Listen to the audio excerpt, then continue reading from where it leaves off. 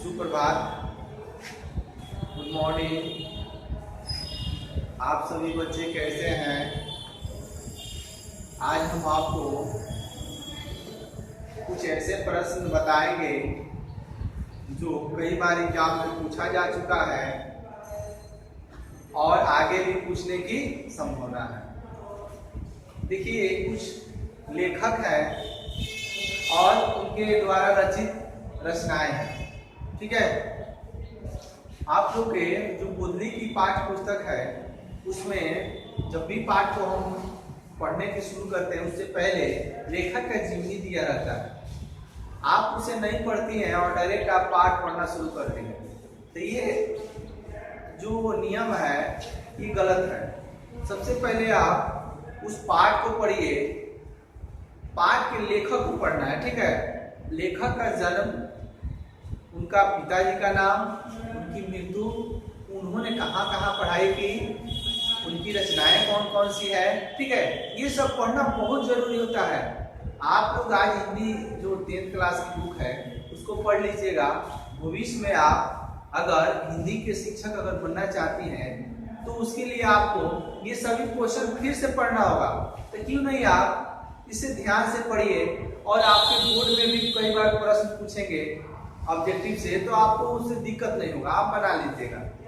लेकिन देखिए, बहुत सी बच्ची का आदत सही नहीं है, वो क्या करती है, पुस्तक को पाठ जो होता है, कहानी होता है, उसको पढ़ने में उसकी रुचि होती है, और कुछ कठिन पाठ होता है उसको पढ़ती नहीं है। कहते सर बहुत कठिन है, ये कैसे पढ़ेंगे, ये अच्छा नहीं है।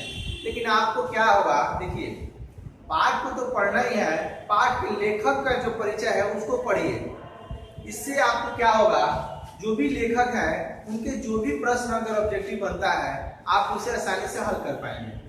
ठीक है, आज से आप लोग क्या कीजिएगा, पाठ के जो लेखक है उसको पढ़िएगा, तब पाठ को पढ़ने की जरूरत है। देखिए, पाठ को आप जब भी पढ़िए तो लेखक और पाठ के अंदर दोनों से मिलाकर क्वेश्चन पूछता है। ठीक है, अगर यहाँ पे जो भी हम प्रश्न लिखवाए हुए हैं तो इसमें क्या है, ये लेखक के अंदर से जो भी उनकी रचनाएं हैं, उपन्यास है, उसी से संबंधित है। ठीक है, चलिए आज हम कुछ देखते हैं। इधर ये रचना है, कौन कौन सी पुस्तक है, और इधर रचनाकार का नाम है, मतलब लेखक का नाम है। यहाँ भी सेम वैसा ही है, ये क्या है, रचना है, और यह रचनाकार दिया गया है। ठीक है, चलिए सबसे पहला है मधुमालती।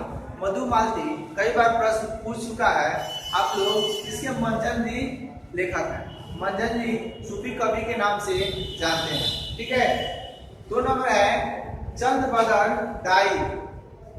तो ये क्या है, चंद बदन दाई क्या होगा, पृथ्वीराज रासो। ये दोनों प्रश्न पहले कई बार पूछ चुका है कि मधुमालती की रचना, इनमें से रचनाकार कौन है। 4 ऑप्शन देता है, किसी चारों में से कोई दे दे, चाहे अलग से भी दे दे, उसमें मंजन भी रहता है ऑप्शन में। ठीक है, देखिए ये 2 नंबर हो गया चंद बददाई, तो पृथ्वीराज रासो। 3 नंबर है रामचरितमानस, इनकी किसी रचना है, तुलसीदास की।